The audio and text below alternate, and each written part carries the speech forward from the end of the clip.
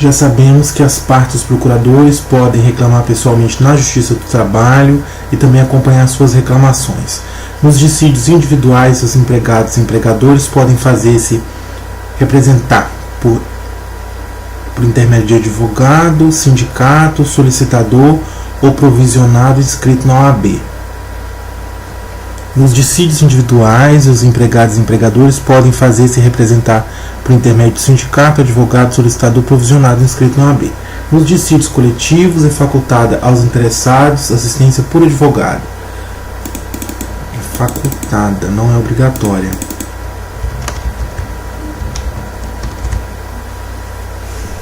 Quando está fazendo a questão, será que é obrigatória, será que não é, será que é facultada, então já tira essa dúvida desde já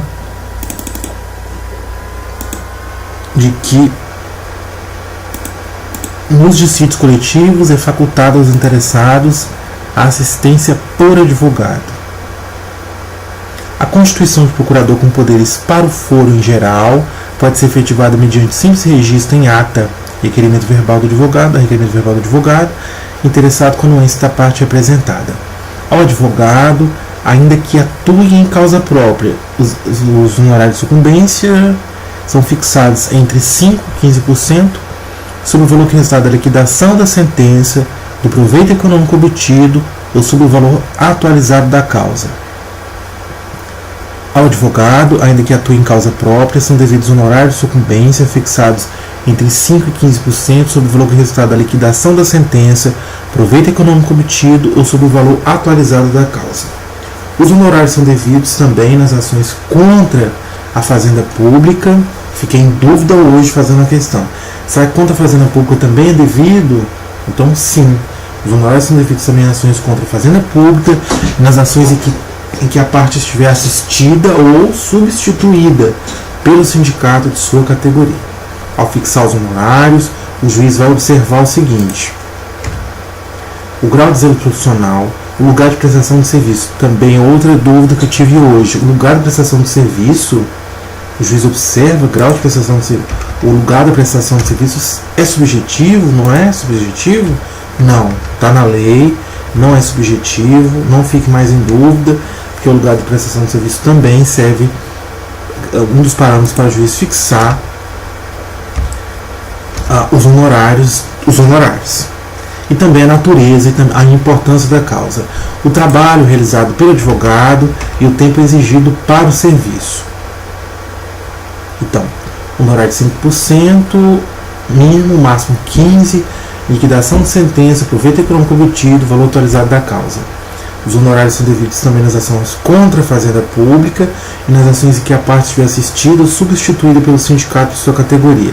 Ao fixar os honorários, o juiz observará o grau de zelo profissional, o lugar de prestação de serviço, natureza e importância da causa, trabalho realizado pelo advogado e o tempo exigido para o seu serviço. Procedência parcial, honorário de sucumbência recíproca, vedada compensação entre os honorários.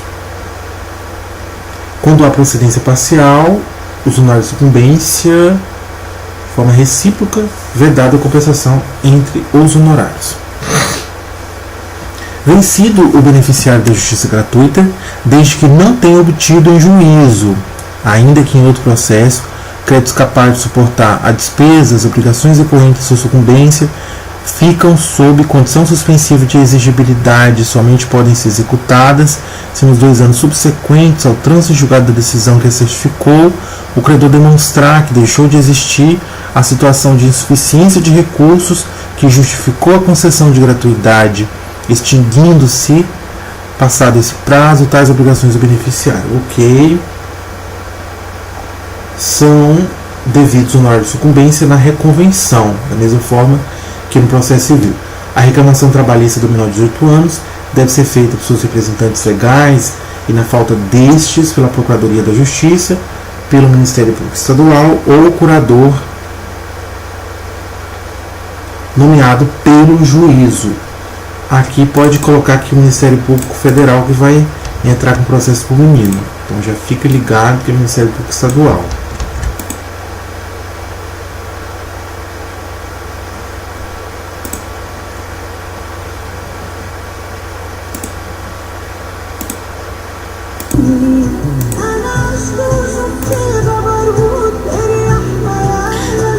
responsabilidade por dano processual. Outra inovação trazida pela reforma: responde por perdas e danos aquele que litigar de má fé com reclamante, reclamado ou interveniente. Litigou de má fé, responde por perdas e danos. O que é litigância de má fé? Quando deduz, isso aqui copiou do CPC, deduz pretensão ou defesa contra texto expresso de lei ou fato incontroverso, altera a verdade dos fatos, uso do processo para conseguir objetivo ilegal, procede de modo temerário em qualquer incidente ou ato do processo, interpõe recurso com intuito manifestamente protelatório. Tudo isso aqui é litigância de má fé. Deduz pretensão ou defesa contra texto expresso de lei, fato incontroverso, altera a verdade dos fatos, uso do processo para conseguir objetivo ilegal, opõe resistência injustificada da meta do processo, procede de modo temerário em qualquer incidente ou ato do processo, provoca incidente manifestamente infundado, interpõe recurso com intuito manifestamente protelatório. De ofício ou requerimento, o juízo condenará o litigante de má fé a pagar multa que deve ser entre 1 e 10% do valor da causa, corrigido da causa.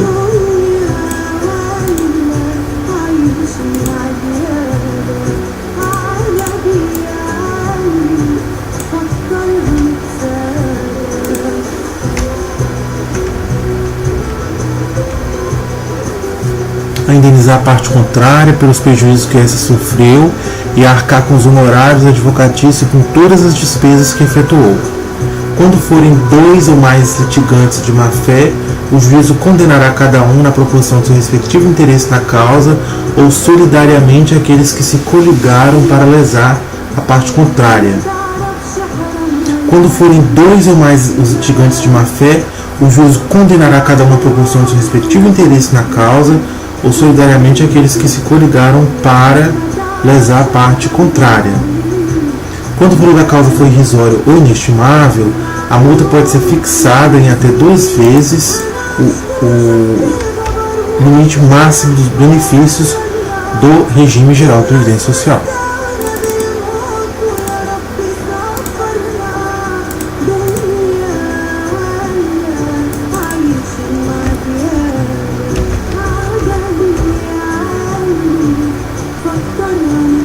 De ofício ou requerimento, litigância de má fé, De ofício ou requerimento, o juiz vai condenar o litigante de má fé a pagar a multa que é entre 1 e 10% do corrigido da causa, a indenizar a parte contrária pelos prejuízos que essa sofreu e também arcar com os honorários advocatícios e com todas as despesas que efetuou pelo fato de estar agindo de má fé. Quando forem 2 ou mais litigantes de má fé, o juiz condena cada um à proporção do seu respectivo interesse na causa ou solidariamente aqueles que se coligaram para lesar a parte contrária. Quando o valor da causa é irrisório, quando o valor da causa é irrisório, a multa pode ser fixada até 2 vezes o limite máximo dos benefícios do regime geral de previdência social. O valor da indenização é fixado pelo juízo ou, caso não seja possível mensurá-lo, liquidado por arbitramento ou pelo procedimento comum nos próprios autos. Os próprios autos, não é em autos apartados. Já destaca aqui para quando for fazer questão, não ficar em dúvida. Aqui no CPC também nos próprios autos. Aplica-se a multa prevista no 793C, 1 a 10%. A testemunha que intencionalmente altera a verdade dos fatos ou omite fatos essenciais ao julgamento da causa. A execução da multa dá-se nos mesmos autos. Ok. Nulidades. Nos processos sujeitos à apreciação da Justiça do Trabalho, só há nulidade quando resulta dos atos inquinados manifesta prejuízo às partes litigantes. As nulidades não são declaradas, senão mediante provocação das partes, as quais devem arguí-las a primeira vez em que tiverem de falar em audiência ou nos autos.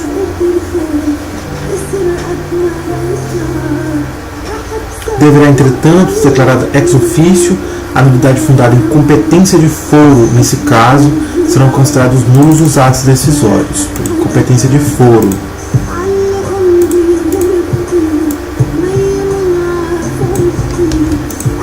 O juiz ou tribunal que se julgar incompetente determinará na mesma ocasião que se faça remessa do processo com urgência à autoridade competente, fundamentando sua decisão. A nulidade não será pronunciada quando for possível suprir-se a falta ou repetir-se o ato, quando arguida por quem tiver dado causa. O juiz ou o tribunal pronunciar a nulidade declarará nos autos a que ela se estende. A nulidade do ato não prejudica senão os atos posteriores que dela dependam ou sejam consequência. Exceções. Nas causas da jurisdição da Justiça do Trabalho, obviamente, estou estudando o processo de trabalho, somente podem ser opostas com suspensão do feito as exceções de suspeição e incompetência. Não é interrupção do feito, não, é suspensão do feito. Nas causas trabalhistas, somente podem ser opostas com suspensão do feito exceções de suspeição ou incompetência.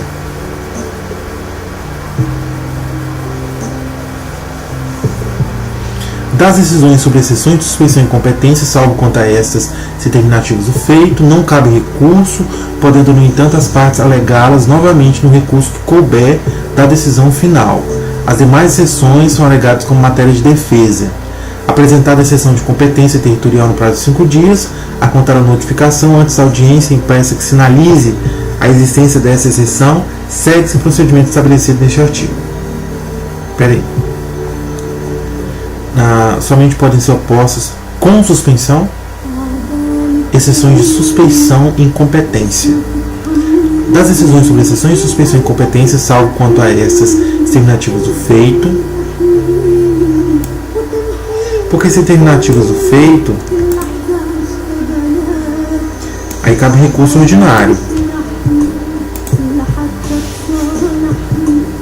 Das decisões sobre exceções de suspeição e incompetência, salvo quanto a essas terminativas do feito, não cabe recurso. Então, das decisões sobre exceções de suspeição e incompetência, não cabe recurso, salvo quando se tratar de terminativas do feito, podendo, no entanto, as partes alegadas novamente no recurso que couber da decisão final.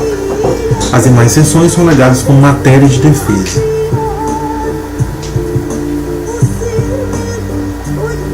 Apresentou-se a exceção de incompetência territorial no prazo de 5 dias a contar da notificação, antes da audiência e impeça que sinalize a existência dessa exceção, segue-se o procedimento estabelecido no 800. Protocolado da petição, o processo é suspenso e não se realiza a audiência a que se refere ao artigo 843 até que se decida a exceção. Processo suspenso. Protocolada.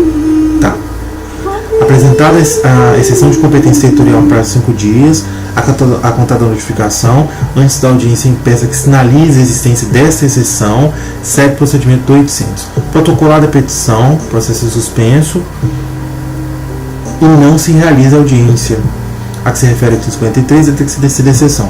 Os autos são imediatamente concluídos ao juiz, que intimará o reclamante e se existentes polidos consortes para manifestação no prazo comum de 5 dias. Observe o prazo comum de 5 dias.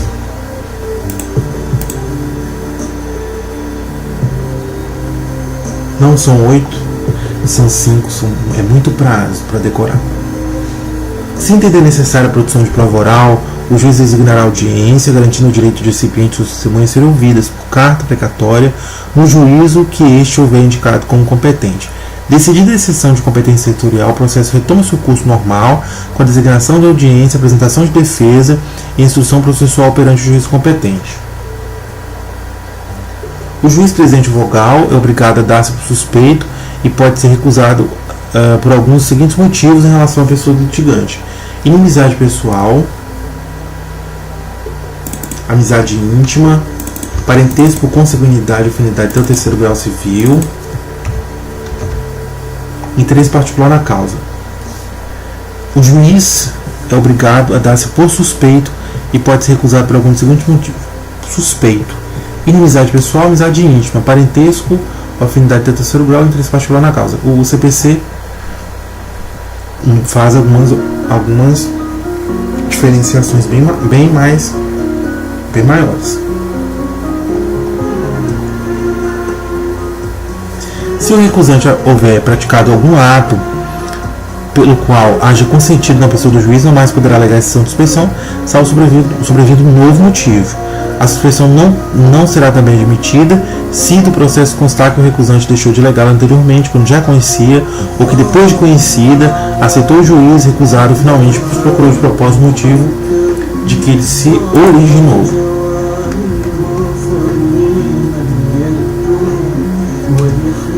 Apresentada a exceção de suspeição, o juiz do tribunal designa a audiência dentro de 48 horas para a instrução e julgamento da exceção.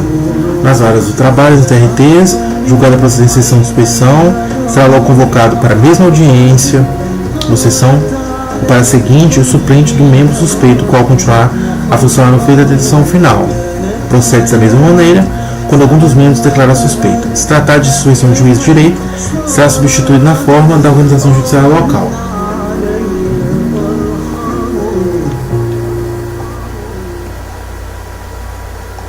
Os conflitos de competência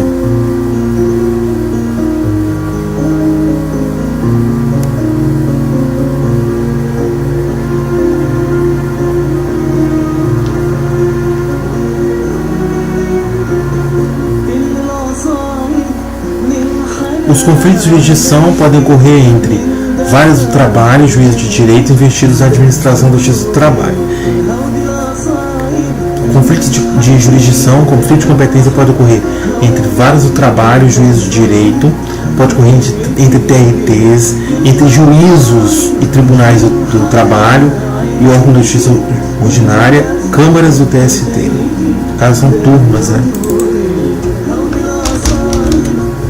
Vários trabalhos de direito, TRTs, juízes e TRTs e órgãos da justiça ordinária. Turmas TST. Dá-se conflito de jurisdição quando ambas as partes se consideram competentes ou quando ambas as partes se consideram incompetentes. Competentes, conflito positivo, e incompetentes, negativo. Os conflitos de jurisdição podem ser suscitados pelos juízes e tribunais do trabalho, pelo procurador-geral. Tá. Quem pode suscitar conflito? Juízes, procurador-geral, procuradores regionais da justiça do trabalho, parte interessada ou seu representante. É verdade a parte interessada suscitar conflito de jurisdição quando já houver oposto na causa exceção de competência.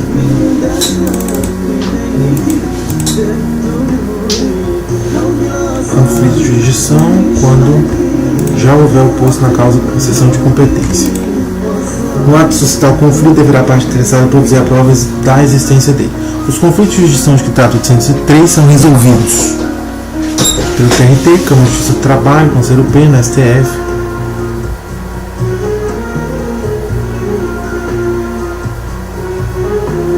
Ok. Audiências. Ato 6 da manhã, 8 da noite, agora audiências. As audiências nos órgãos de justiça do trabalho são públicas, né? Realizam-se na sede do juiz do tribunal em dias úteis, das 8 da manhã, entre 8 da manhã e 18 horas, horário comercial. Não pode ultrapassar 5 horas, salvo quando houver matéria urgente.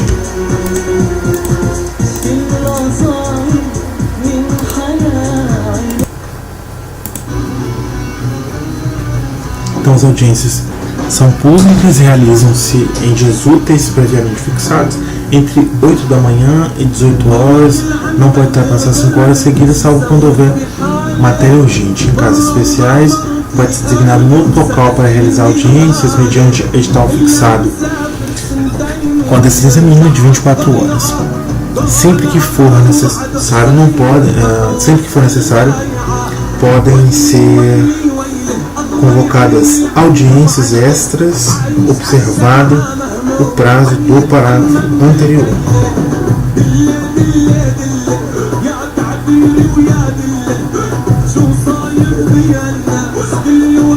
As audiências deverão estar presentes comparecendo com a necessária antecedência, escrivães e secretários. Hora marcada, o juiz presidente declarará aberta A audiência sendo feita pelo secretário escrivão, a chamada das partes, a sequência de mais pessoas que deverão comparecer.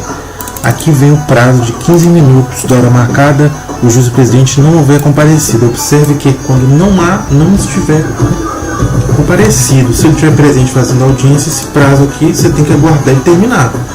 Se até 15 minutos após a hora marcada o juiz do presidente não comparecer, não houver comparecido, aí os presentes podem retirar-se, devendo o ocorrido constar no livro de registro de audiências. Então o prazo de 15 minutos não são 20 minutos, são 15, é quando o juiz ele não está presente na audiência marcada. Aí você vai ter que esperar.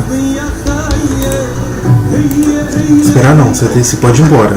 Agora se ele estiver fazendo, você tem que esperar. O juiz do presidente mantém a ordem das audiências, podendo mandar retirar o recinto dos assistentes que a perturbarem. O registro das audiências será feito em livro próprio, constando de cada registro do processo apreciado dos solução. Beleza. Provas. O ônus da prova incumbe ao reclamante quanto ao fato constitutivo de seu direito, ao reclamado quanto à existência de fato modificativo, extintivo ou impeditivo. O ônus da prova incumbe ao reclamante quanto ao fato constitutivo de seu direito, ao reclamado quanto à existência de fato impeditivo, modificativo ou extintivo do direito do reclamante.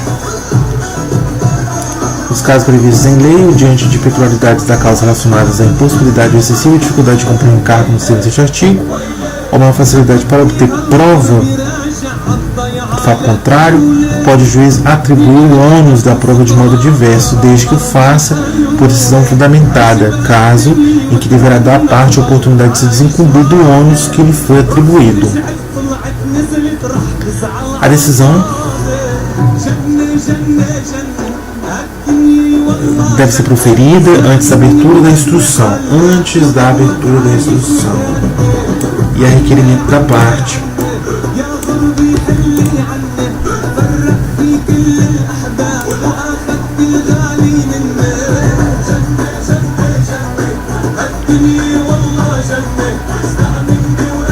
Só uma pausa aqui rapidinho nessa música, que é o seguinte: em casos previstos em lei, beleza, está previsto em lei, ou então diante de peculiaridades da causa relacionadas à impossibilidade, não é possível, ou é excessivamente difícil cumprir o encargo nos termos deste artigo, que é reclamante quanto ao fato constitutivo do direito, reclamado quanto à existência de fato impeditivo, modificativo do direito do reclamante.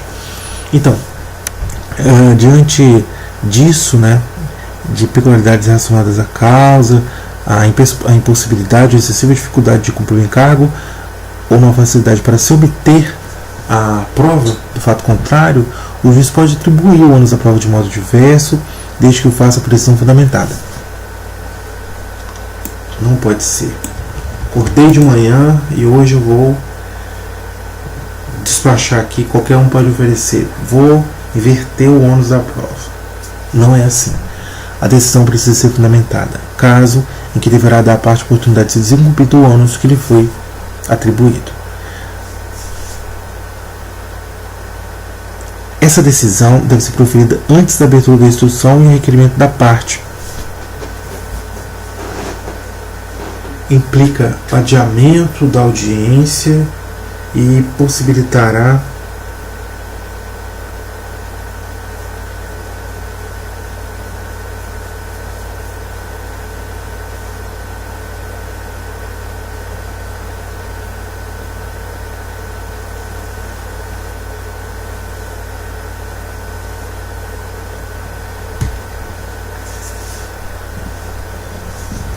a decisão deve ser proferida antes da abertura da instrução, a requerimento da parte, implicará o adiamento da audiência,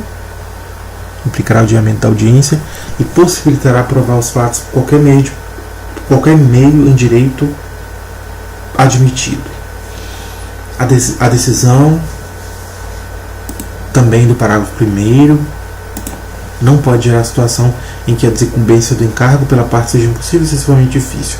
Isso aqui é tudo tirado do novo Código de Processo Civil e copiado, colado no processo de trabalho. Depoimento das partes testemunhas que não souberem falar a língua nacional é feito por meio de intérprete nomeado pelo juiz-presidente. Procede da mesma forma quando se trata de surdo mudo ou de mudo que não saiba escrever. Em ambos os casos, as despesas correrão por conta da parte a que interessar o depoimento. As partes testemunhas serão inquiridas pelo juiz ou presidente, podendo ser reinquiridas por seu intermédio a requerimento dos vogais, das partes, seus representantes ou advogados. Cada uma das partes não pode indicar mais de 3 testemunhas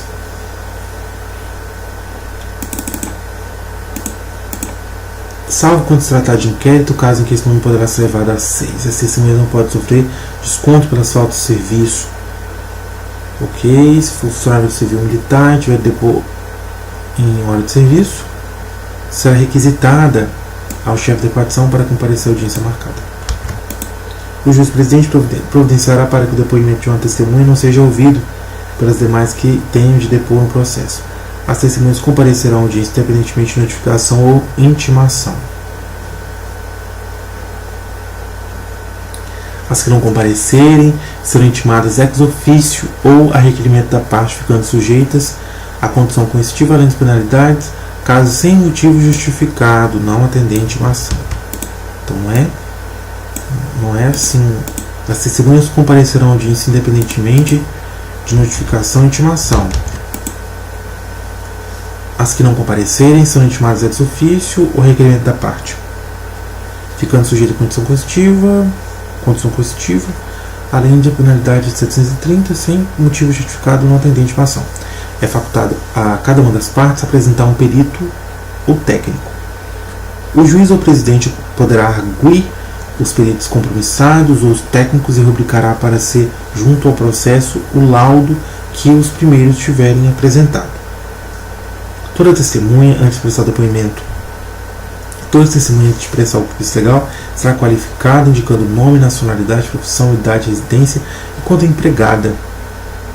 O tempo de serviço prestado ao empregador ficando sujeito em caso de falsidade às leis penais. Os depoimentos de testemunhas serão resumidos por ocasião da audiência pelo secretário da vara, para esse fim designado, devendo a súmula ser assinada pelo presidente e pelos depoentes.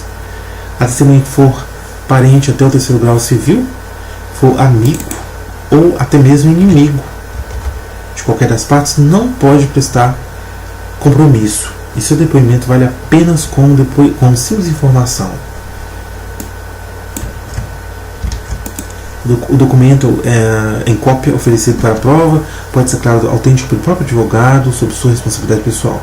E impugnada a autenticidade da cópia, a parte que a produzirá será intimada a apresentar cópias devidamente autenticadas, original cabendo ao serventuário competente proceder à conferência e certificar a conformidade entre esses documentos.